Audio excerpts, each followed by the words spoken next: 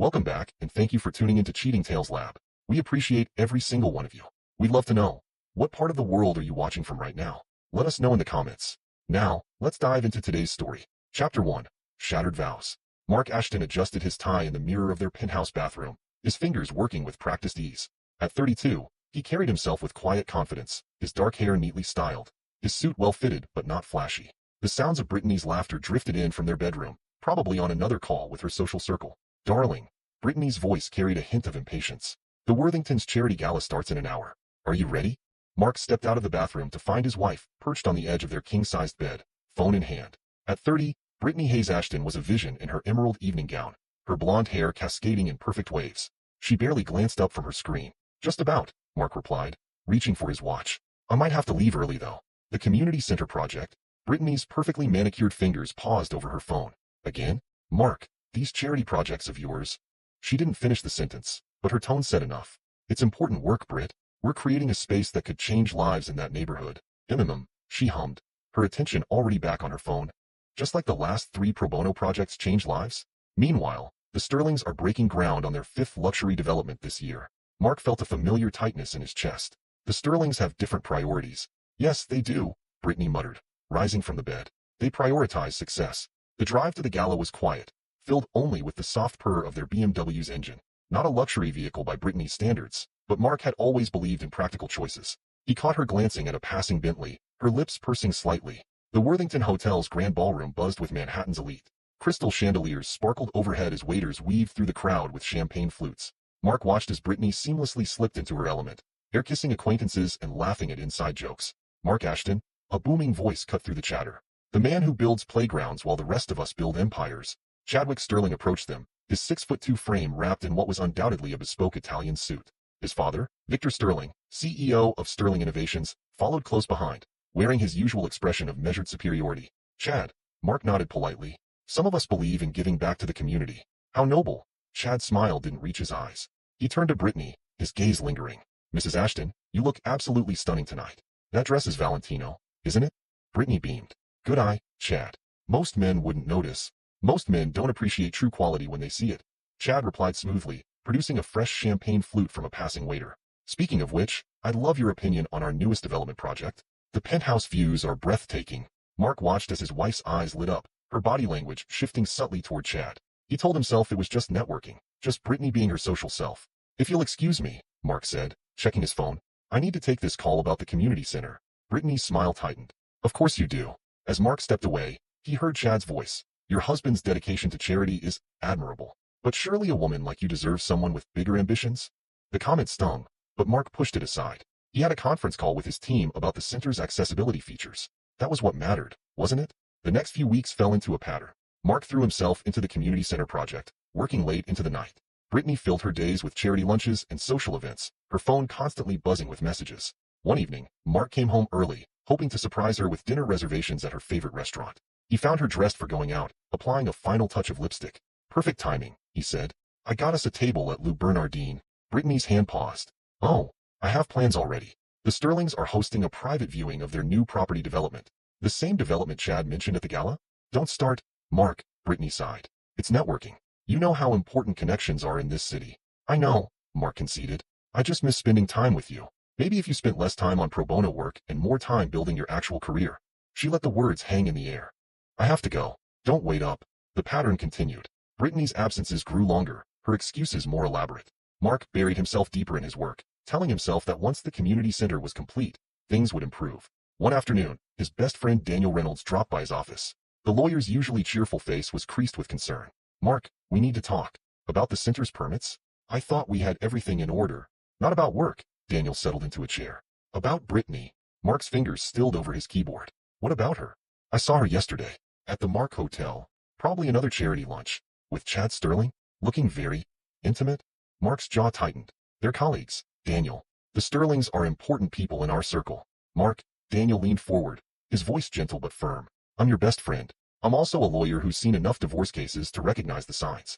Brittany's behavior has changed. The late nights, the sudden interest in the Sterlings' projects, the way she looks at Chad. That's enough. Mark cut him off. Brittany wouldn't. She's not that kind of person. But that night, as he lay awake in their bed, Brittany sighed cold and empty. Daniel's words echoed in his mind. The seeds of doubt had been planted, taking root in the fertile soil of his growing unease. The community center project progressed, but Mark's home life continued to unravel. Brittany's clothes multiplied, her social calendar packed with events he wasn't invited to. When they did attend functions together, she gravitated toward Chad Sterling, laughing too loudly at his jokes, standing too close. At a museum fundraiser, Mark overheard two women whispering behind their champagne flutes. Poor Mark Ashton. He has no idea, does he? Brittany's been spending an awful lot of time at the Sterling's new development. Can you blame her? Chad Sterling is worth billions. Mark's just comfortable. The words burrowed under his skin, but he smiled and nodded through the evening, watching as his wife danced with Chad, their bodies moving with practiced familiarity. Later that night, as Brittany stumbled into their apartment, her cheeks flushed from champagne, Mark asked, "Are you happy with me?" She paused, mascara slightly smudged, looking at him as if seeing him for the first time. What kind of question is that? A simple one. Brittany laughed, but it wasn't the warm sound he'd fallen in love with. Happy? With your modest ambitions and your charity projects? While my friends vacation in Monaco and collect summer homes like stamps. She kicked off her heels. I'm surviving, Mark. That's different from happy. The words hit him like physical blows, but he maintained his composure. I thought we wanted the same things. A meaningful life, making a difference. We wanted those things in our 20s. She cut him off. I've grown up. Maybe it's time you did too. She disappeared into their bedroom, leaving Mark alone with the truth he'd been avoiding. The woman he loved was slipping away, and he didn't know how to stop it. Chapter 2. The Revelation. The autumn evening carried a bite of approaching winter as Mark drove home from the community center site. Construction was ahead of schedule, but his triumph felt hollow without someone to share it with. On impulse, he stopped at Brittany's favorite patisserie, picking up the chocolate eclairs she loved. The penthouse was quiet when he entered, the lights dimmed. "Britt?" he called out, setting the pastry box on the kitchen counter. No answer. A buzzing sound drew his attention. Brittany's secondary phone, the one she claimed was for work emergencies, lay forgotten on the marble countertop. As Mark moved to plug it in, a message notification illuminated the screen. "Chad, miss you already. Can't wait for tomorrow. Our usual suite?" Mark's hand trembled as he picked up the phone. More messages appeared. "Brittany, last night was amazing. Mark's working late again. His loss. Chad, he doesn't deserve you.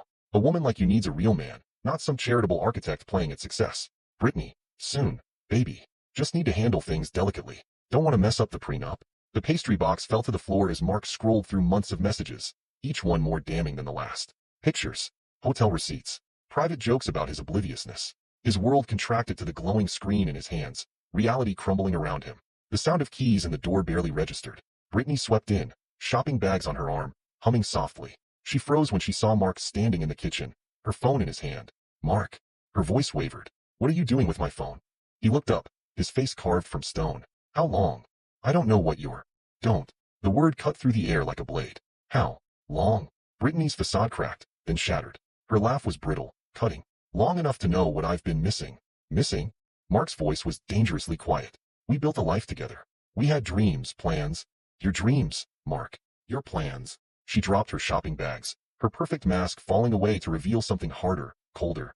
"Community centers and affordable housing? While I watch my friends jet off to Paris for lunch. While I squeeze into last season's Gucci because my husband thinks modesty is a virtue. So that's what this is about.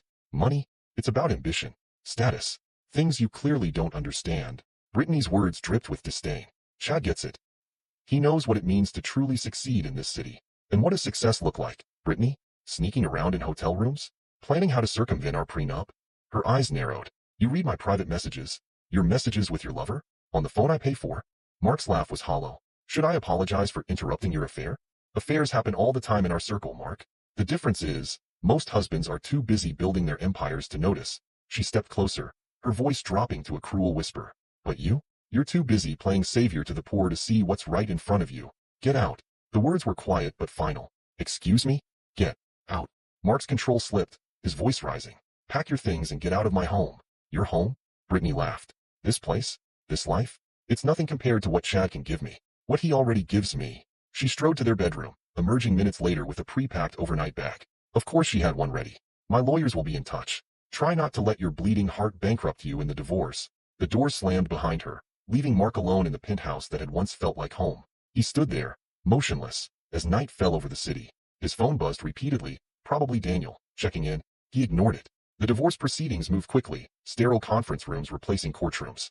Daniel, serving as Mark's lawyer, fought fiercely against Brittany's attempts to claim half of his assets. "She's trying to paint you as emotionally negligent," Daniel explained during one strategy session. claims your focus on charitable work constituted abandonment. Mark stared out the office window. Let her have the furniture. The art. I don't care. Mark, she's not just after the furniture. She wants your savings, your investments. I said I don't care. Mark turned to his friend. I just want this over. But Brittany and Chad weren't content with a quiet dissolution. They turned their affair into a society spectacle, appearing together at every high-profile event. Mark couldn't escape them. Their pictures dominated social media, their names whispered at every function. At the annual Architects Guild dinner, an event Mark couldn't avoid, Chad made sure to parade Brittany past his table. She wore a dress that cost more than most people's monthly salary, diamonds dripping from her ears. Mark, she purred, Chad's arm possessively around her waist. Still working on that little community center? Actually, Chad interjected, I heard it's having permit issues. Such a shame when amateur projects fall apart. Mark maintained his composure, years of dealing with difficult clients coming in handy.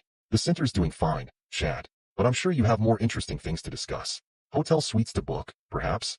Brittany's smile faltered slightly, but Chad laughed. Better than booking contractor meetings in low-income neighborhoods. Tell me, Mark, how does it feel knowing your wife traded up? Ex-wife.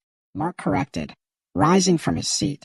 And I wouldn't call trading dignity for dollars up, but we all have different standards. He left them there, their laughter following him out of the ballroom. In the taxi home, he finally allowed himself to feel the full weight of his humiliation, his failure, his loss. The next morning, as he sat in his home office reviewing construction documents, his phone rang. The number was unfamiliar, but something made him answer. Mark Ashton speaking. Hello, son. The voice was deep, authoritative, and achingly familiar. We need to talk. Mark's breath caught in his throat. Dad, I've been watching what's happening with you and Brittany. George Ashton's voice carried decades of power and influence. I think it's time I stepped in. After 15 years of minimal contact, now you want to step in? I know I've been absent, focused on building Ashton Industries instead of being there for you. But I've always kept an eye on you, son, and what these people are doing to you. It ends now. Mark gripped the phone tighter. What are you suggesting? Come to my office tomorrow. Ashton Industries headquarters. It's time you learned what real power looks like. The line went dead, leaving Mark staring at his phone, his father's words echoing in his mind. After years of maintaining his independence from his father's wealth and influence, was he really considering this? His eyes fell on a society magazine on his desk, Chad and Brittany's smiling faces mocking him from the cover. Maybe it was time to stop playing by their rules. Maybe it was time to show them what an Ashton was truly capable of. Chapter 3. Whispers of Inheritance. The Ashton Industries tower pierced the Manhattan skyline like a spear of glass and steel, its 90 stories dwarfing the surrounding buildings. Mark stood in the lobby, his architect's eye appreciating the seamless blend of power and elegance in the design. How many times had he passed this building, pretending it had nothing to do with him? Mr. Ashton, a polished executive assistant, approached him. Your father is expecting you. Please, follow me. The elevator ride to the top floor was silent, each passing floor marking another step toward a confrontation 15 years in the making. The assistant led him through a series of increasingly opulent offices until they reached a massive set of double doors. Go right in, sir. Mark pushed through the doors into what could have been a modern-day throne room. Floor-to-ceiling windows offered a godlike view of the city, while priceless art adorned the walls. Behind an imposing desk of polished mahogany sat George Ashton, looking exactly as Mark remembered. Silver hair immaculately styled, his posture radiating authority even while seated. At 65, George Ashton carried the weight of his empire with practiced ease. Mark, George rose, circling his desk. You look well. Do I? Mark met his father's gaze. Because I feel like hell. George's expression softened marginally. I know. I've been monitoring the situation. Your divorce, the Sterling boy's interference, all of it. Monitoring? Mark's laugh was bitter. That's what you do best, isn't it? Watch from a distance while you insisted on making your own way. George interrupted. While you rejected every offer of help, determined to prove yourself without the Ashton name. I wanted to succeed on my own merits, and you have. George gestured to a leather chair. Sit. We have much to discuss. Mark sank into the chair, the leather creaking softly. George returned to his desk, pressing a button on his intercom. "Sarah, hold all my calls. And bring in the Sterling Industries files." "The Sterling files?" Mark leaned forward. "What are you planning?" "Planning?" George's smile was razor-sharp. "I'm planning to show my son exactly what he's been denying himself all these years." He pulled up a holographic display, projecting financial charts into the air between them. "Ashton Industries, Mark. Current market value, just over $5 billion.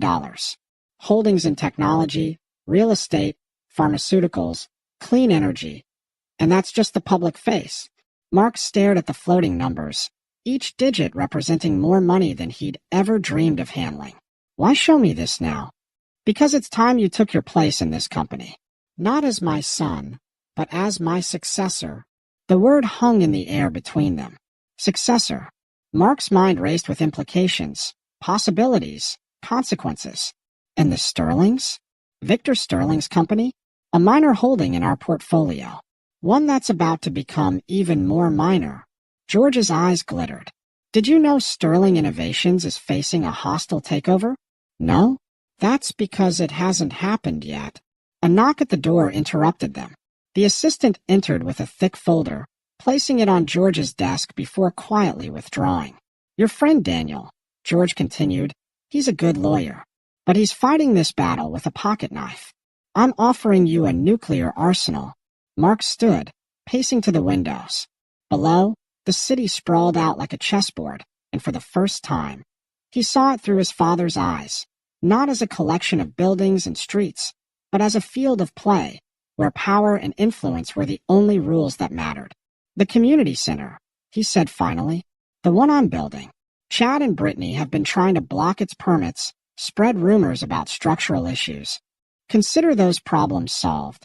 George pressed another button, and a new set of documents appeared in the air. "In fact, consider the entire project fully funded. With a few improvements, of course. The Ashton Community Center has a nice ring to it, don't you think?" Mark turned back to his father. "Why now? After all these years?" "Because watching that gold-digging socialite and her trust fund boy toy try to destroy my son's life has awakened something in me." George stood, his presence filling the room. "Something I should have embraced years ago. Fatherhood." The moment was interrupted by a commotion outside. Voices raised, protest from the assistant, then the doors burst open. Brittany strode in, Chad and Victor Sterling close behind. She wore a suit that probably cost more than most cars, her face a mask of practiced disdain. The mask slipped momentarily when she saw Mark. "What are you doing here?" she demanded, then caught herself, lips curving into a cruel smile. "Did you come here to beg for a job, poor boy?" Chad laughed, adjusting his Italian silk tie. "Sorry, old sport, but poor men aren't allowed in this building." Victor Sterling stepped forward, all corporate smoothness. "George, I wasn't aware we had company. Perhaps we should reschedule our meeting." "Oh no." George's voice cut through the room like Arctic wind. "This meeting is happening exactly when it should." He turned to Victor. "You're fired." The words dropped into the silence like stones into a pond. Victor's face drained of color. "What?" "Fired. Terminated. Released from your position." George's smile was terrifying in its calmness. "And once the board reviews the evidence of your incompetence and your son's corporate espionage attempts, you'll be lucky if firing is all that happens." Chad's arrogance crumbled. "Corporate espionage? That's ridiculous." "Is it?" George pressed another button, and new documents filled the air. "Shall we discuss the attempted sabotage of the community center? The falsified permit issues? The bribes to city officials?" Brittany stepped back, her heels catching on the plush carpet. Her eyes darted between Chad, who looked increasingly panicked, and Mark, who stood silently beside his father. "You can't do this," Victor protested. "Sterling Innovations is now majority owned by Ashton Industries," George finished. "Has been for months, through a series of shell companies. I was waiting for the right moment to reveal that particular card." He turned to Mark. "Would you like to do the honors, son?" Mark stepped forward, feeling the weight of the Ashton name settling onto his shoulders like armor. "Get out, all of you." "Mark," Brittany's voice turned pleading, her mask cracking completely. You don't understand. I never meant. Save it for the tabloids. Mark cut her off. I'm sure they'll be very interested in this story. The social climbing trophy wife, the trust fund playboy, and the corporate corruption that brought them all down. Chad's face contorted with rage. This isn't over, Ashton. Oh, but it is, George said softly. Security will escort you out. And do remember, this building doesn't allow poor people. As security led the shell-shocked trio away, Mark turned to his father. The office felt different now, less like a foreign territory and more like an inheritance, a birthright he'd denied for too long. Thank you, he said simply. George nodded, understanding all the words unspoken between them. Welcome to Ashton Industries, son. Shall we begin? The sun was setting over Manhattan, painting the sky in shades of amber and gold. In his father's office, high above the city that had nearly broken him, Mark Ashton began to learn what real power looked like. The fall was over. The rise was about to begin. Chapter 4. The Phoenix Rises. Mark's fingers traced over the embossed business cards on his new desk. Mark Ashton, Senior Executive Director, Ashton Industries. The weight of the title pressed down on him like a physical thing. 3 months had passed since the confrontation in his father's office, and the learning curve had been steep. Your 9 o'clock is here, Mr. Ashton. His assistant's voice crackled through the intercom. The infrastructure development team. Send them in, Claire. 6 executives filed into his office, their nervous energy palpable. Mark had earned a reputation for thoroughness, bordering on ruthlessness in project reviews. George's training had been intensive, relentless.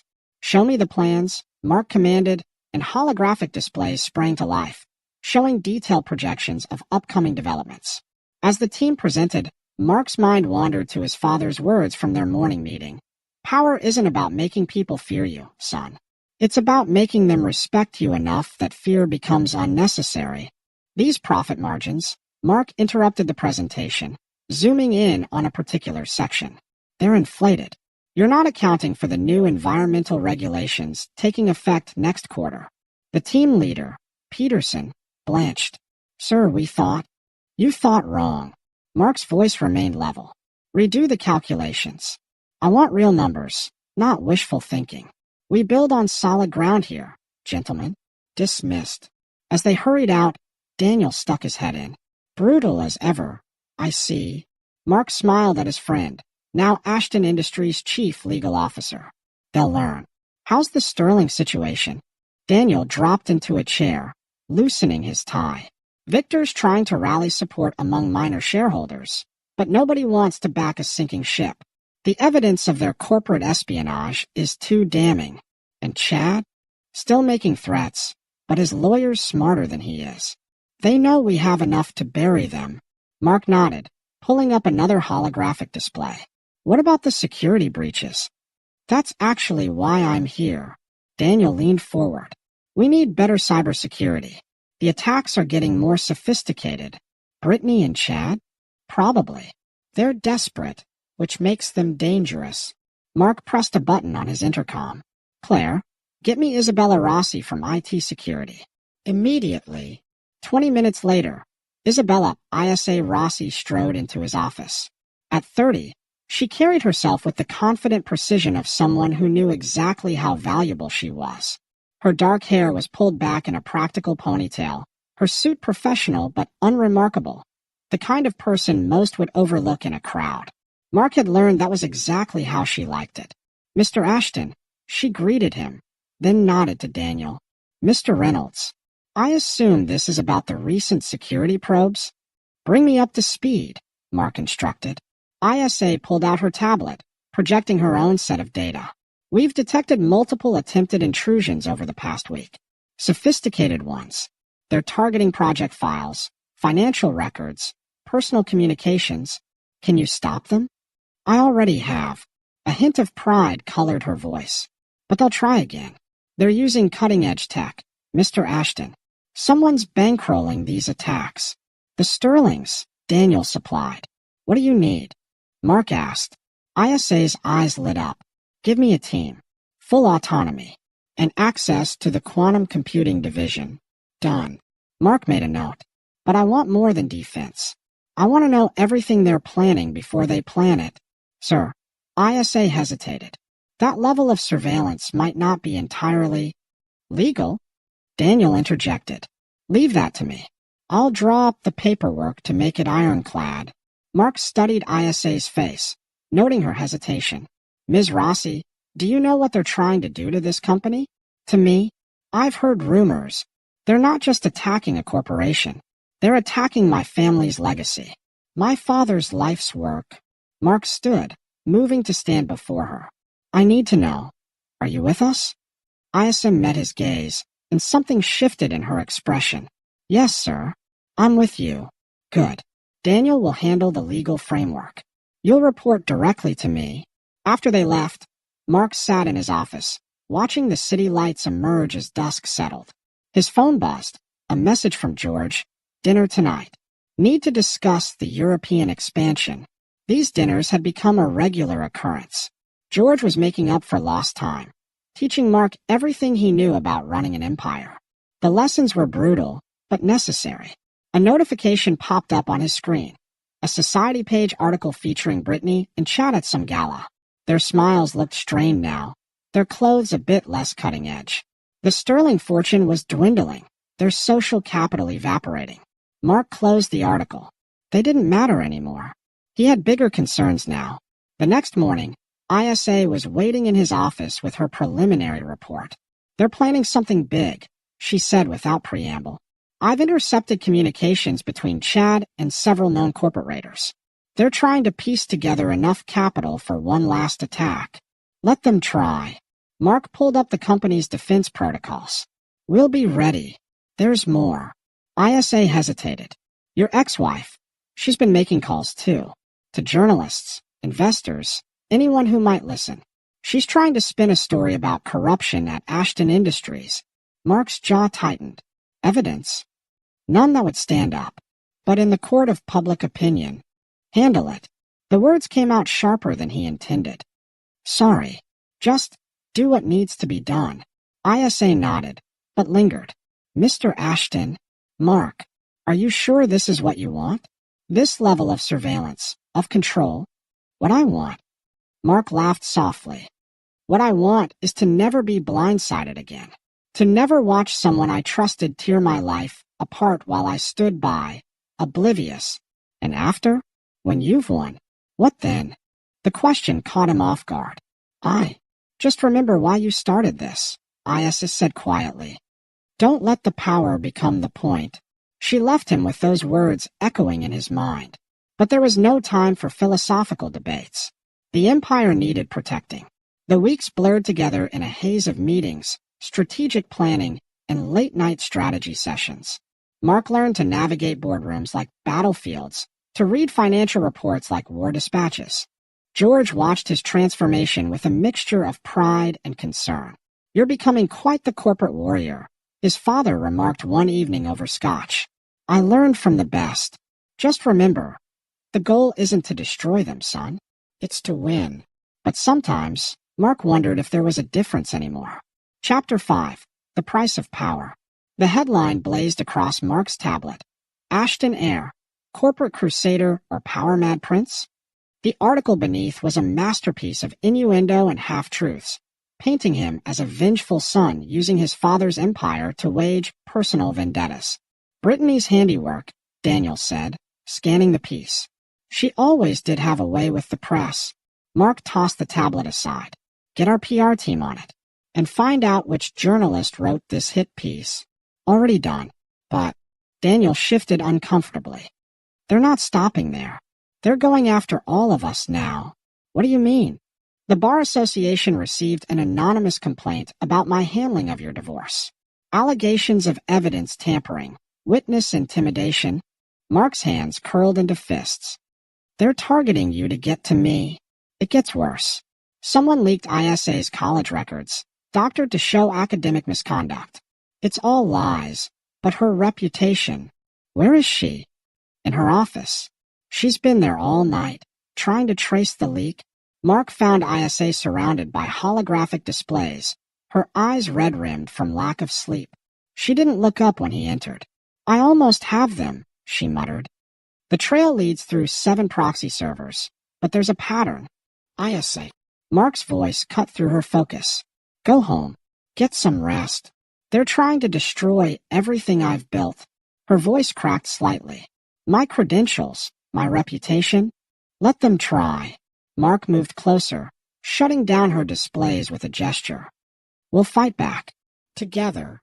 She finally looked at him, vulnerability breaking through her professional mask. Why? Why risk your own reputation defending me? Because you're one of mine now, and I protect my people.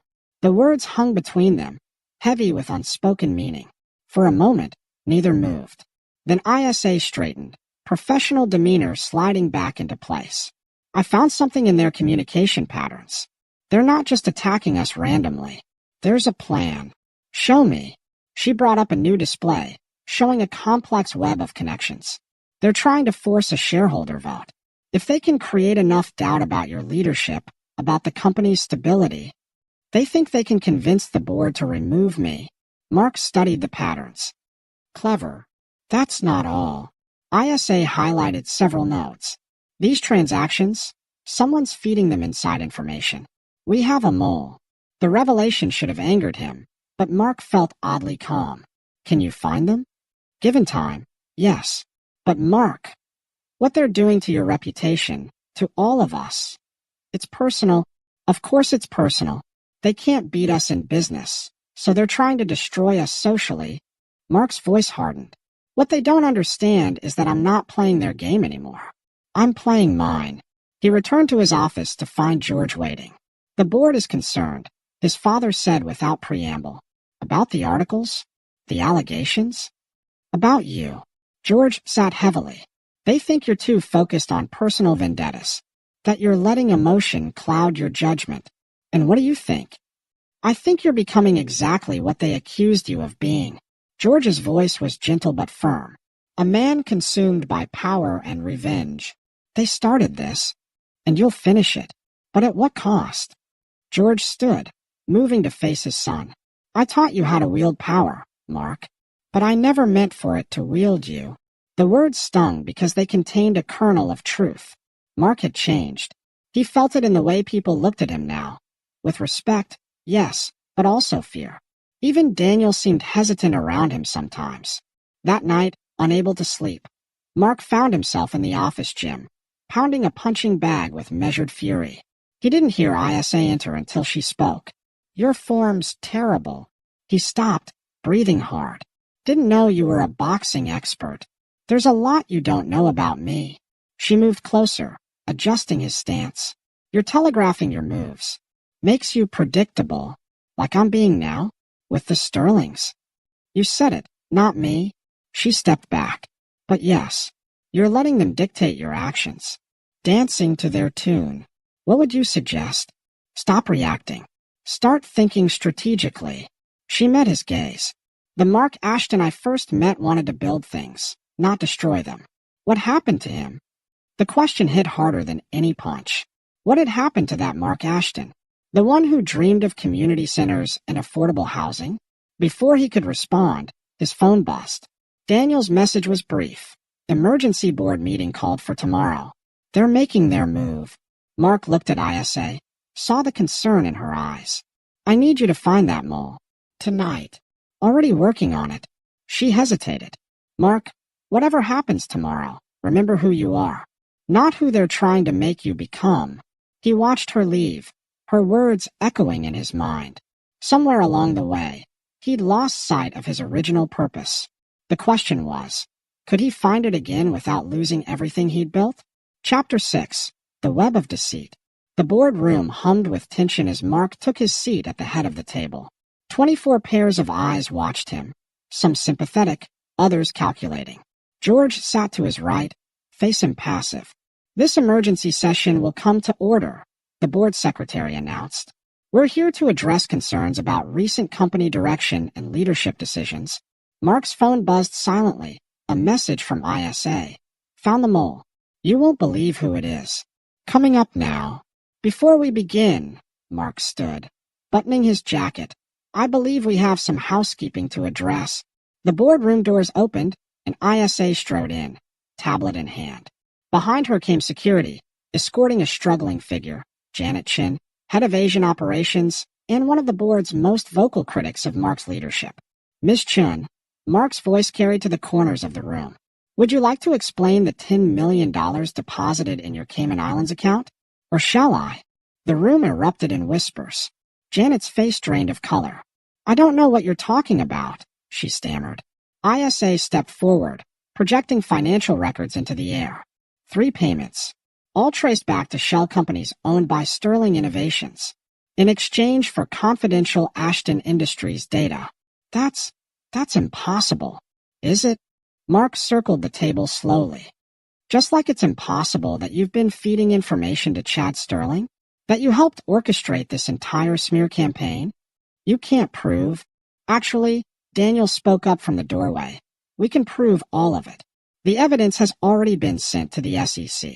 They're very interested in speaking with you. Security led the shell-shocked board member away as Mark addressed the remaining directors. Ladies and gentlemen, you've been manipulated, led to believe that my personal vendetta against the Sterlings was damaging this company. He paused, letting his words sink in.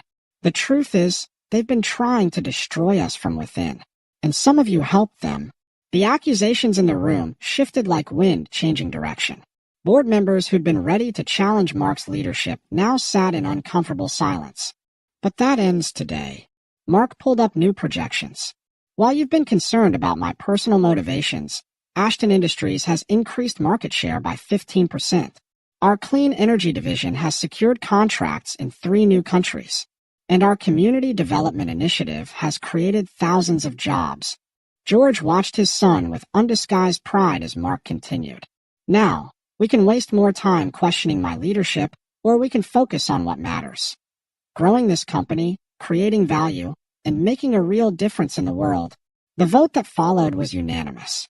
Mark retained his position with full board backing. As the directors filed out, Daniel approached with new information. The SEC is moving on Sterling Innovations. The evidence of their market manipulation is irrefutable. And Chad? Trying to liquidate assets, but we've frozen most of their accounts. Legally, he added with a grim smile.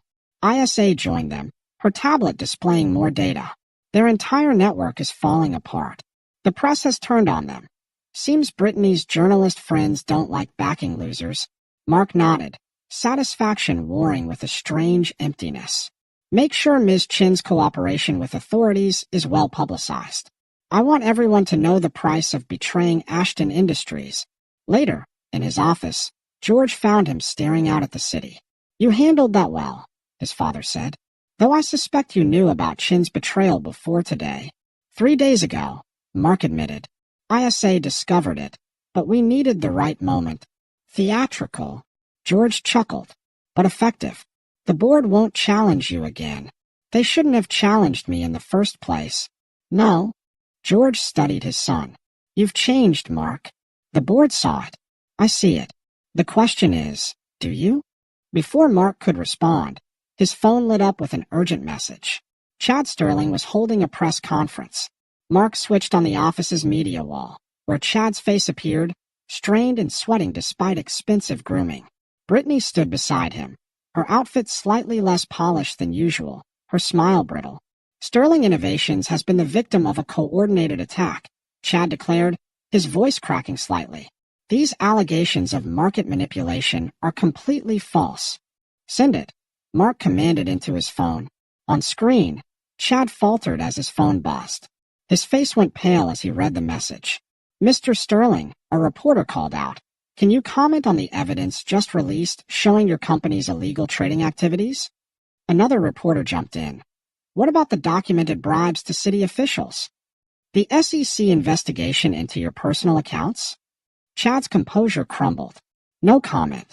This press conference is over.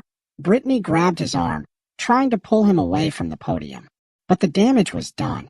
The videos of Chad's meltdown spread across social media within minutes. Perfect timing, ISA remarked, entering the office. The trading algorithms you asked me to track? They just triggered. Sterling Innovation stock is in free fall. Daniel arrived moments later, legal documents in hand. The SEC is moving in. Victor Sterling just called. He's willing to testify against his own son in exchange for leniency. Like father, like son, George commented dryly. Both willing to betray each other to save themselves. Mark watched the chaos unfold on multiple screens, news reports, stock tickers, social media reactions. The empire Chad and his father had built was crumbling in real time. Sir, ISA's voice carried a note of concern. There's movement at Sterling Tower. Security cameras show them removing files. Hard drives? Already handled, Mark assured her. The FBI is waiting for them. Destroying evidence will only add to their charges. The next few hours passed in a blur of reports and reactions. Sterling Innovations' stock continued to plummet. Board members resigned en masse. Long-buried scandals suddenly found their way to eager journalists. As evening fell, Mark's private elevator chimed. The doors opened to reveal a disheveled Chad and a tear-streaked Brittany. "You have some nerve coming here," Daniel started, but Mark held up a hand. "Let them speak. Please." Brittany stepped forward, her voice trembling. "You've made your point. You've won. Just tell us what you want." "What I want?" Mark's voice was eerily calm. "I want you to understand exactly what you did. Not just to me, but to everyone you've hurt with your games and schemes. We can make a deal," Chad tried, desperation evident in his voice. "We have information about other companies, other executives.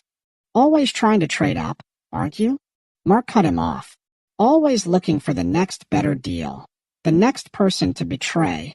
He slid a folder across his desk. "These documents detail your crimes, the corporate espionage, the market manipulation, the bribes. The FBI has copies. The SEC has copies. The only question is, do you want to cooperate now, or make things worse for yourselves?"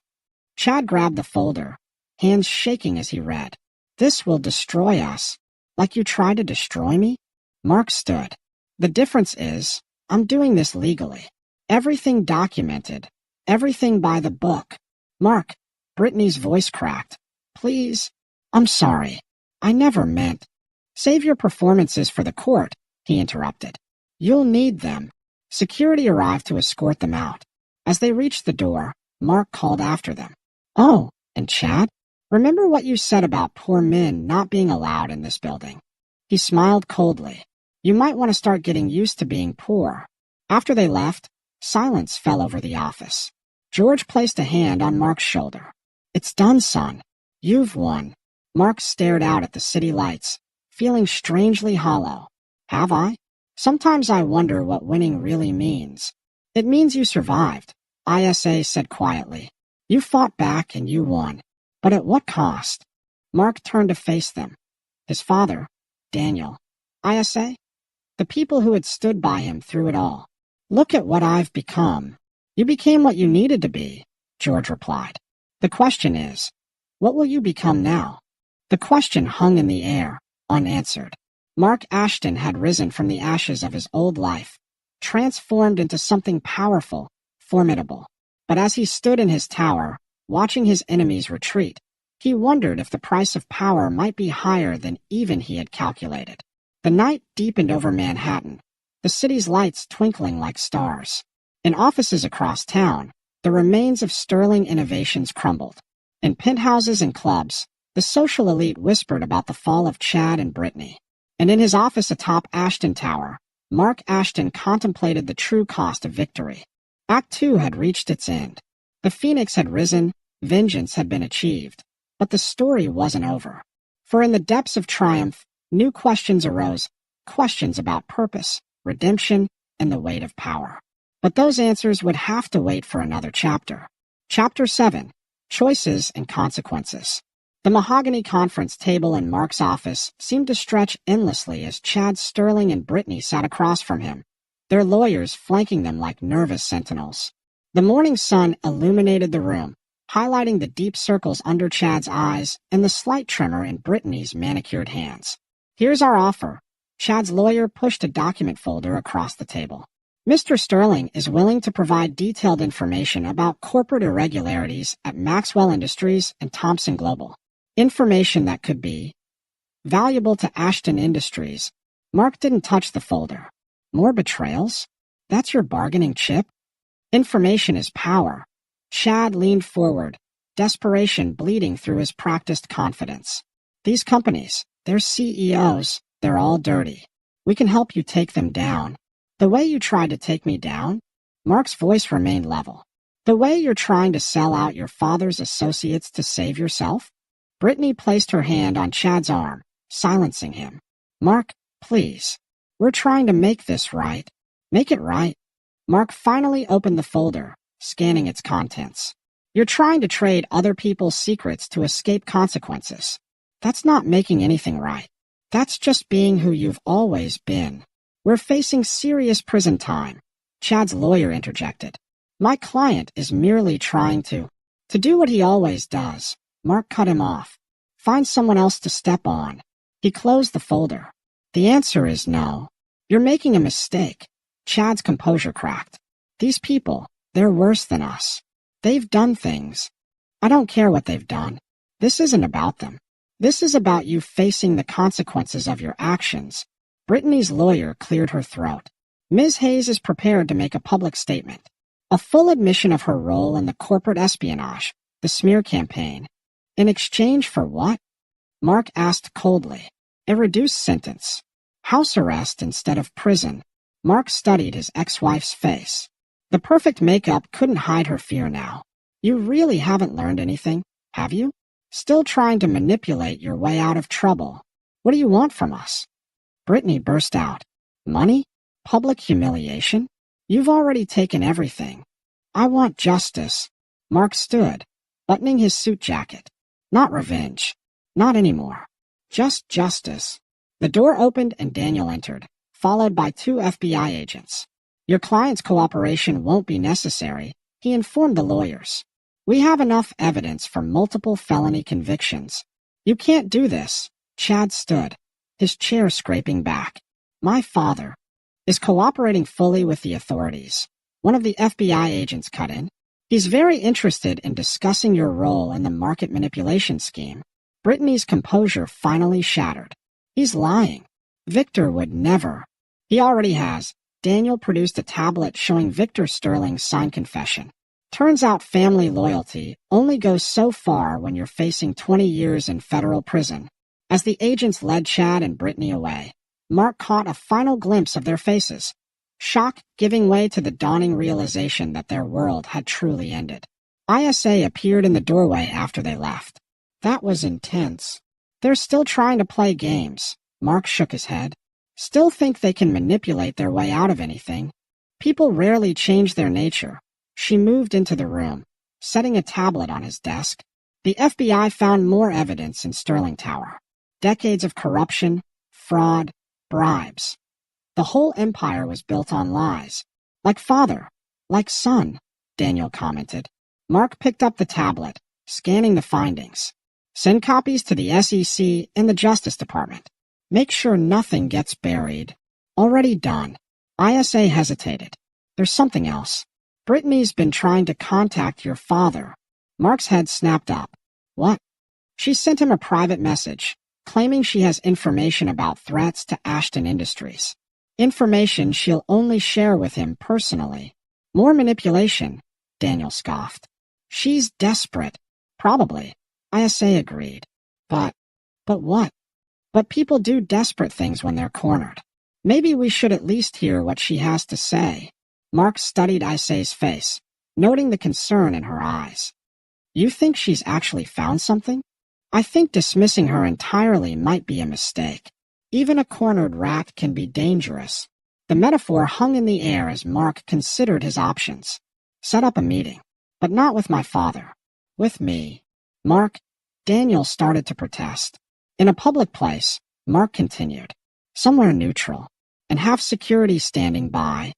ISA nodded, making notes on her tablet. I'll arrange it. Later that evening, Mark sat in his father's study, sharing the day's events over aged scotch. You're taking an unnecessary risk, George warned. Meeting with her serves no purpose. Maybe. Mark swirled the amber liquid in his glass. But something about this feels wrong. Brittany's manipulative, yes, but she's not stupid. She wouldn't reach out without a reason. The reason is she's desperate. George set down his glass. She's trying to create leverage where none exists. Perhaps. But what if she's not? What if there's something we've missed? George studied his son's face. You've changed, Mark. A month ago, you wouldn't have even considered hearing her out. A month ago, I was focused solely on revenge. Now, Mark paused. Now I want to make sure we've considered all angles. That justice is really served. And this has nothing to do with Ms. Rossi's influence? Mark's hand stilled on his glass. What do you mean? I'm not blind, son. I see how you look at her. How carefully you consider her advice. George's voice softened. She's good for you. Helps you see beyond the immediate satisfaction of revenge. Before Mark could respond, his phone buzzed. A message from ISA. Meeting arranged. Tomorrow, noon. St. Regis Rooftop Restaurant. Well, Mark showed his father the message. I guess we'll find out what Brittany's game is. The next morning, Mark stood in his office, preparing for the meeting.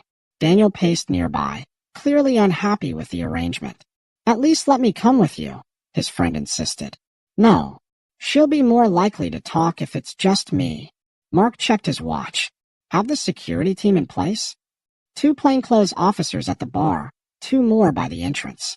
ISA's monitoring all communications in and out of the building. A knock at the door interrupted them. ISA entered, her face serious. The surveillance team just reported in. Brittany arrived early. She's alone, but what? She's been making calls. Lots of them. And we can't trace who she's talking to. Mark considered this information. Keep monitoring. If anything feels wrong, we'll shut it down immediately, ISA promised. She moved closer, adjusting his tie slightly. Be careful. The gesture was professional, but her fingers lingered a moment too long. Mark caught her hand before she could step back. I will, he promised softly. The St. Regis rooftop offered a panoramic view of Manhattan, but Mark barely noticed it as he approached the table where Brittany waited. She wore a simple black dress, her usual flash of jewelry notably absent. Mark, she stood as he approached. Thank you for coming. Let's skip the pleasantries, he sat across from her. What's so important that you needed to speak to my father? Brittany glanced around before leaning forward. What I'm about to tell you. It could change everything. But I need assurances first. You're not in a position to demand anything. This isn't about demands. Her voice dropped to a whisper. This is about survival. Yours, mine, all of us. Mark studied her face, looking for signs of deception. Explain. Chad wasn't working alone. Neither was Victor. There's someone else, someone bigger behind all of this. She pulled out a small USB drive. This contains proof. Proof of what? Brittany's hands shook slightly as she pushed the drive across the table. Proof that Ashton Industries has been targeted for years. That what happened to you, to us. It was all part of a larger plan. Mark didn't touch the drive. Why should I believe anything you say? Because I was part of it. Brittany's eyes filled with tears. But I didn't know. I didn't understand how deep it went until it was too late. Before Mark could respond, his phone buzzed. A message from ISA. Something's wrong. The drive is emitting a signal. Don't touch it. Mark's training kicked in. He stood smoothly, buttoning his jacket. This meeting is over. Mark, please. Brittany reached for his arm. You don't understand. I understand perfectly. He signaled to the security team. That drive contains malware, doesn't it? A Trojan to infiltrate Ashton Industries systems? Brittany's face crumbled. They made me do it. They said if I didn't. Who made you? Who are you working for? But before she could answer, chaos erupted in the restaurant. Shots rang out, patrons screamed, and Mark felt himself being tackled to the ground by security as glass shattered overhead. Through the chaos, he caught a glimpse of Brittany being rushed away by unknown figures. Her last look back at him carried something he'd never seen in her eyes before. Genuine fear. Chapter 8. The Scales of Justice. The executive boardroom at Ashton Industries hummed with tension as Mark paced before the assembled team. 24 hours had passed since the chaos at the St. Regis, and the pieces were finally coming together. The drive contained a sophisticated virus, ISA reported. her fingers flying over her keyboard. If it had connected to our systems, it would have given someone complete access to everything: finances, projects, personal data, and the shooters. Mark turned to his head of security. Professional hit team. They weren't trying to kill anyone. It was a distraction to extract Brittany. Extract her? Daniel frowned. Or eliminate her. She's alive. ISA interrupted, eyes fixed on her screen. Facial recognition just picked her up at JFK, boarding a private jet. With Chad Sterling, Mark stopped pacing. Where were they heading? Flight plan says Singapore, but I doubt that's their real destination. They're running, Daniel concluded. No, Mark shook his head. They're being moved. Someone wants them out of reach. George entered the room, his face grim. Victor Sterling was found dead in his cell an hour ago. Apparent suicide. The room fell silent as the implications sank in. Apparent? Mark asked quietly. He was under suicide watch, George replied. No sheets, no laces, nothing he could use to harm himself. Yet somehow he managed to hang himself with a rope that materialized out of nowhere. ISA's fingers paused over her keyboard. This is bigger than corporate espionage, isn't it? Much bigger, Mark agreed. Someone's cleaning house.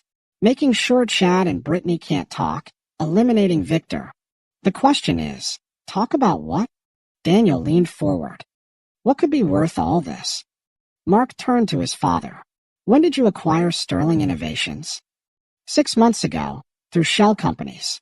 Why? And before that? Who owned significant shares? George's eyes narrowed. A consortium of Asian investment firms. They sold under market value, which is why I was interested. ISA. Mark turned to her. Can you trace those firms? Her fingers flew over the keys again. They're complicated. Layers of shell companies, offshore accounts. Wait, she sat up straighter. They all lead back to one holding company. Phoenix Global. Never heard of them, Daniel said. That's because they don't exist. ISA's voice held a note of triumph. It's a front. And I think I know for who. She pulled up a series of documents on the main screen. Corporate filings, property records, bank transfers, all pointing to a familiar name. Maxwell U. George breathed. Of course. Who's Maxwell U? Daniel asked. The most dangerous man in Asian finance, George explained. He's been trying to break into the American market for years, but regulators kept blocking him due to connections with organized crime. So he created Phoenix Global. Mark continued the thought. Used it to buy into companies like Sterling Innovations. But why target us? Because 6 months ago, we unknowingly disrupted his entire American operation when we took over Sterling Innovations, ISA explained. We didn't just buy a company. We exposed his network, and now he's cleaning up loose ends, Daniel concluded. Chad and Brittany know too much. Victor knew too much. Which means we know too much, Mark said quietly. The room fell silent again as the full implications settled in. Options? George asked. We could go to the authorities, Daniel suggested. With what proof? ISA countered. Everything leads back to companies that don't exist. We could try to negotiate, George offered. You don't negotiate with people like you, Mark shook his head. We only have one option. We finish this. Now. How? Daniel asked. Mark turned to ISA. You said you traced their network. How far did you get? Far enough to find their weak points. She pulled up more data. Their entire operation relies on electronic transfers through specific servers. If we could access those servers, we could expose everything, Mark finished. Every transaction, shell company, illegal deal. It would destroy them, George warned, and probably get us all killed. Not if we do it right. Mark straightened his tie. ISA, how long would you need? To breach their security? Hours. To document everything properly? Days. You have 12 hours, Mark decided. Daniel, prepare documents for the SEC, FBI, and Interpol. Everything needs to be legally bulletproof. What are you going to do? George asked his son. I'm going to make a phone call. Mark pulled out his cell. To Singapore. The next 12 hours passed in a blur of activity. ISA worked tirelessly, breaking through layers of security while Daniel prepared legal documents. George mobilized his contacts in law enforcement and finance. And Mark waited. Finally, at midnight, ISA looked up from her computer. I'm in. You need to see this. The evidence was staggering. Years of illegal operations, billions in laundered money, dozens of compromised companies, and proof, undeniable proof, of Yu's involvement in everything from market manipulation to murder. Send it, Mark commanded. With a few keystrokes, ISA released the information to law enforcement agencies worldwide. Within minutes, phones started ringing throughout the office. FBI's moving in on their American operations, Daniel reported. Interpol's coordinating with Singapore authorities, George added. And you? Mark asked ISA. She checked her monitors. His private jet just took off from Singapore. He's running. No. Mark smiled grimly. He's coming here. What? I might have mentioned during our phone call that I have some interesting documents about his operations. Documents that could only be accessed in person.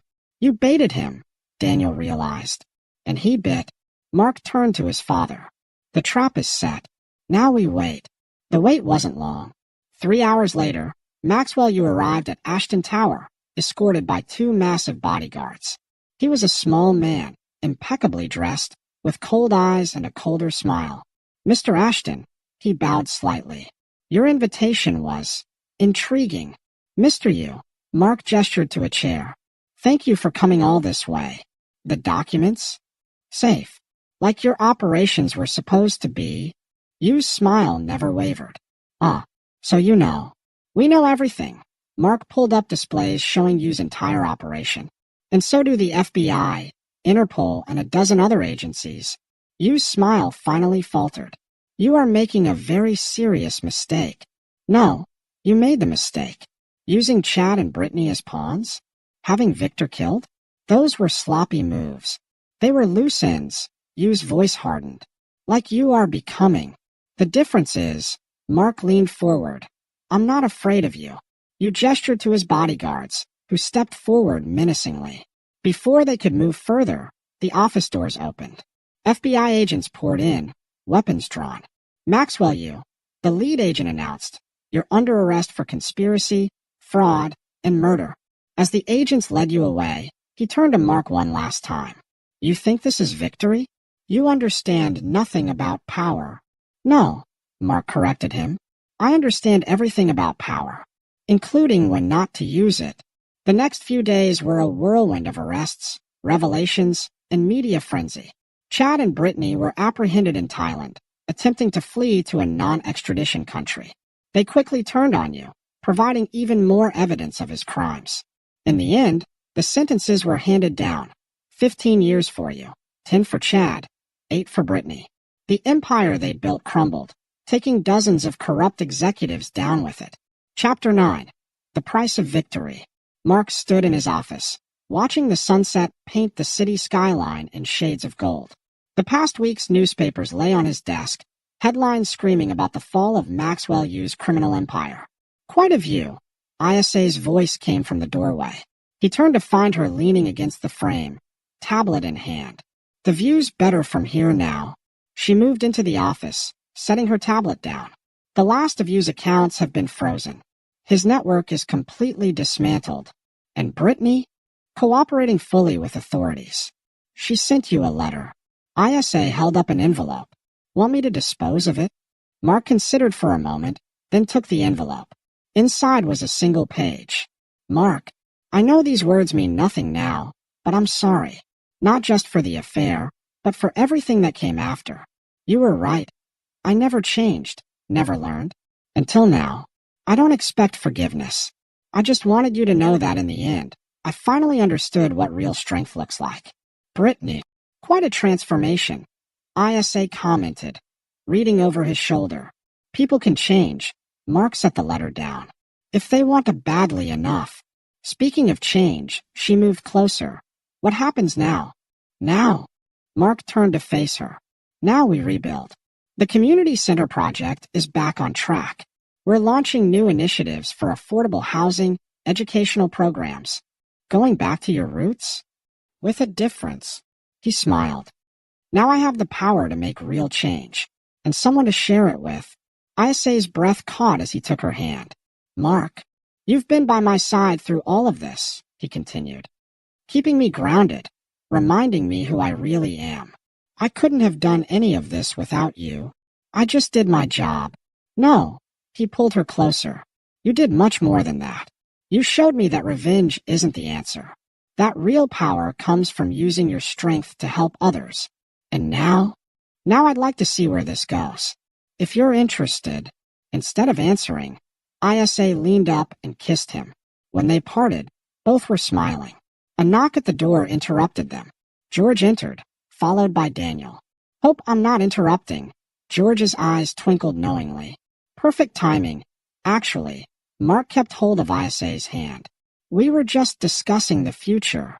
About that, Daniel held up some papers. The board approved all your new initiatives. The Ashton Foundation for Community Development is officially launched. And the old Sterling properties? Mark asked. Being converted into affordable housing and community spaces, George confirmed. Just like you wanted. Mark looked around at the people gathered in his office. His father, who had given him the tools to fight back. Daniel, who had stood by him through everything. And Isa, who had shown him a better way to use his power. You know, he said thoughtfully, when this all started, I thought victory meant destroying my enemies. Now I realize it means becoming someone they could never be. And who's that? Isa asked. Someone who uses power to build, not destroy. Someone who remembers where he came from. He squeezed her hand. Someone worthy of the people who believed in him. The sun had fully set now, the city lights twinkling like stars. In his office atop Ashton Tower, Mark Ashton had finally found his true purpose. The revenge that had driven him had transformed into something greater, a mission to make real change in the world. So, Daniel grinned. When's the wedding? Isa threw a pin at him while Mark laughed. George watched them all with paternal pride, seeing in his son the leader he had always hoped he would become. The story that had begun with betrayal and revenge had evolved into something more, a tale of redemption, of love found in unexpected places, and of power used for good rather than vengeance. Mark pulled Isa closer, thinking of all the possibilities ahead. He had learned his lesson about trust and true values, emerging stronger and wiser. Now, with Isa by his side and his newfound purpose clear, he was ready to write the next chapter of his life. One focused not on retribution, but on making a real difference in the world. The night deepened over Manhattan as they began making plans for the future. In his father's proud smile, Daniel's unwavering friendship, and Isa's loving gaze, Mark found something better than revenge. He found his true legacy. Epilogue.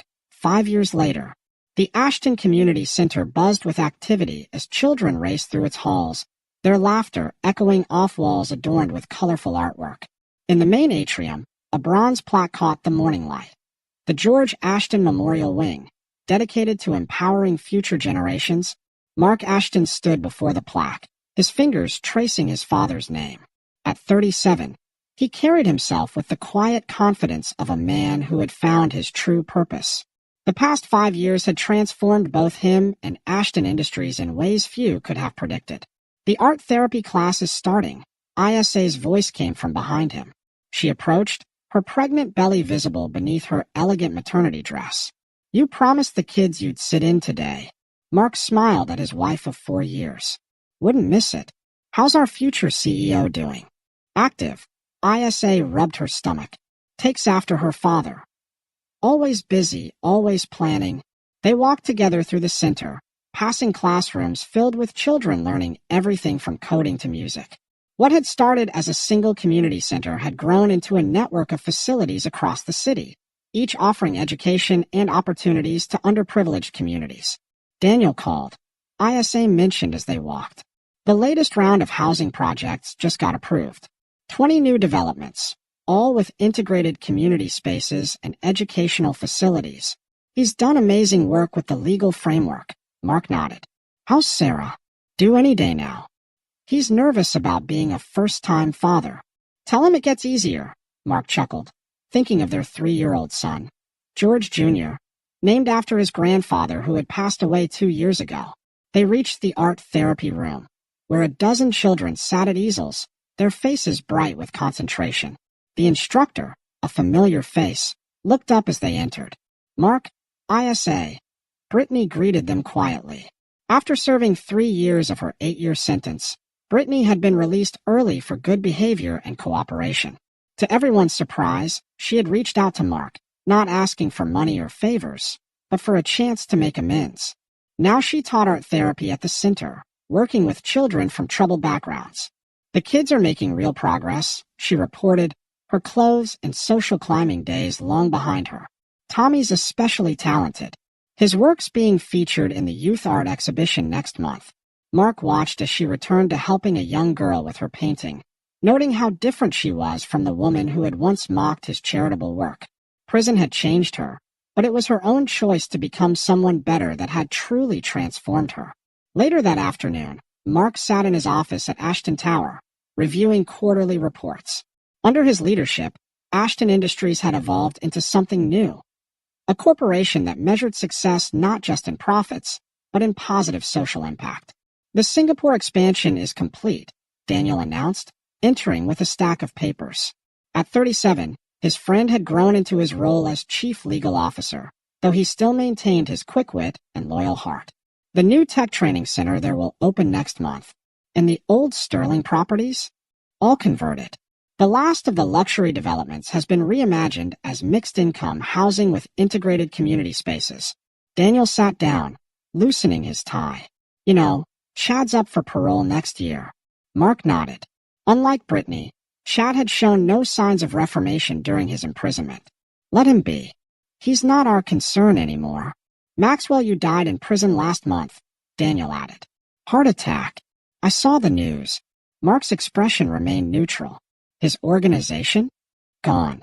Between our exposures and the International Task Force, there's nothing left. His son's trying to rebuild legitimately. Actually reached out about possible collaboration on educational initiatives in Asia."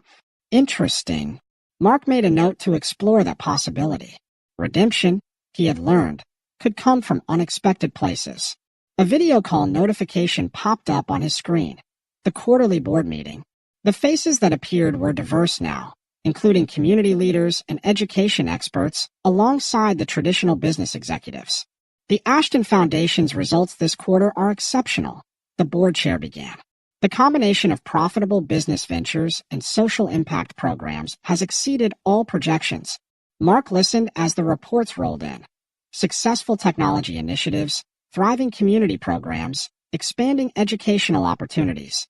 The vision he had built from the ashes of his old life had become a model for corporate responsibility. After the meeting, he found ISA in her office, now the headquarters of Ashton Industries' cybersecurity division, which he ran with the same precision and insight that had helped bring down Yu's empire. "Ready for dinner?" he asked. "We're meeting Daniel and Sarah at that new place in Brooklyn. Just finishing up." She typed a few commands. "Did you see the latest security analysis? Someone tried to breach our systems yesterday." "Serious?" "Amateur hour," she smirked. "Probably corporate espionage, but nothing like what we dealt with before. Our systems are solid." As they rode the elevator down, Mark reflected on how much had changed. The wound of betrayal that had once driven him had healed, replaced by something stronger, a commitment to building rather than destroying. They picked up George Jr. from the Towers Daycare Center, where he spent his afternoons helping run the company, as he liked to tell anyone who would listen. At 3, he already showed signs of both his father's determination and his mother's sharp mind. The restaurant was in a neighborhood that had been transformed by one of their development projects. Where there had once been abandoned buildings, there now stood a vibrant community hub, surrounded by affordable housing and small businesses. Daniel and Sarah were waiting at their table, Sarah's pregnancy even more advanced than ISA's. The two couples had grown closer over the years. Their children would grow up together, just as Mark and Daniel had always hoped. To old friends, Daniel raised his glass of wine. "And new beginnings," ISA added, touching her water glass to his. After dinner, as they walked through the neighborhood, Mark pointed out various buildings to his son, explaining how they had been transformed. George Jr. listened with wide eyes, already showing an interest in his father's work of building and improving. "Daddy," the boy asked, Why do you make buildings for people? Mark exchanged glances with ISA before answering. Because everyone deserves a chance to build a good life, son. And sometimes they just need someone to give them that chance. Back home in their penthouse, a different one from his days with Brittany, in a building they had developed themselves, Mark stood on the balcony with ISA, watching the city lights. Any regrets? She asked softly. About what? About not staying on the revenge path. About choosing to build instead of destroy. Mark pulled her close, feeling their unborn daughter kick between them. Never. Revenge would have made me like them. This made me better. Inside, George Jr. was already asleep in his room, surrounded by building blocks and drawings. His own little empires in the making. On Mark's desk lay the plans for next year's initiatives. More community centers, educational programs, housing developments. The empire he had inherited had become a force for positive change, touching lives in ways his younger self could never have imagined. The next morning brought a surprise visitor to his office, Victor Sterling's grandson, now a young man of 22. Mr. Ashton. The young man fidgeted nervously. I'm not here to cause trouble. I want to learn, to understand how to use wealth and power the right way. Mark studied him thoughtfully, remembering his own journey. Have you ever considered working with our community development program? The conversation that followed reminded Mark of how far he had come from his days of seeking revenge. Here was the next generation of the family that had once threatened to destroy him, now seeking guidance on how to do good in the world. Later that week, at the opening of their newest educational facility, Mark stood at the podium, looking out at the gathered crowd. He saw Brittany in the audience, sitting with her art therapy students. Daniel and Sarah were there, along with ISA and George Jr. Community leaders, business partners, and beneficiaries of their programs filled the seats. 5 years ago, he began. I thought power meant having the ability to destroy your enemies. I learned, through the guidance of some very wise people, that real power lies in the ability to build, to lift others up, to create positive change. He gestured to the building behind him. This facility isn't just about education or opportunity. It's about transformation, about choosing to become something better than what life initially offered you. I know this because it's my story too. The applause that followed wasn't just for his words, but for the living proof of transformation they could all see around them. The man who had once sought revenge had become a builder of dreams, a creator of opportunities, a force for positive change.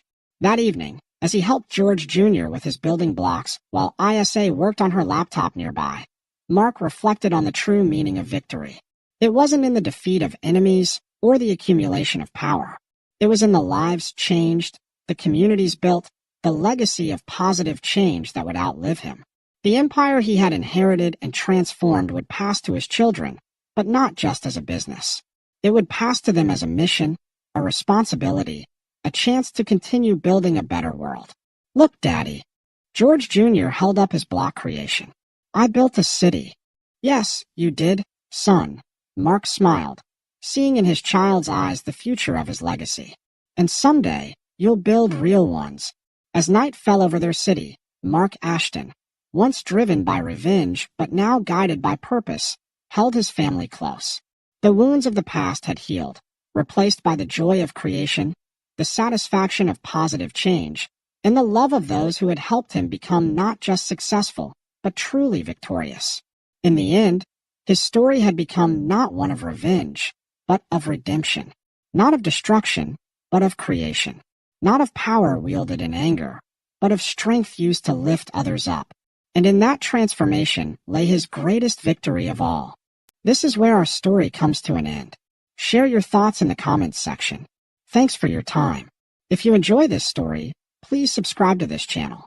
Click on the video you see on the screen, and I will see you there.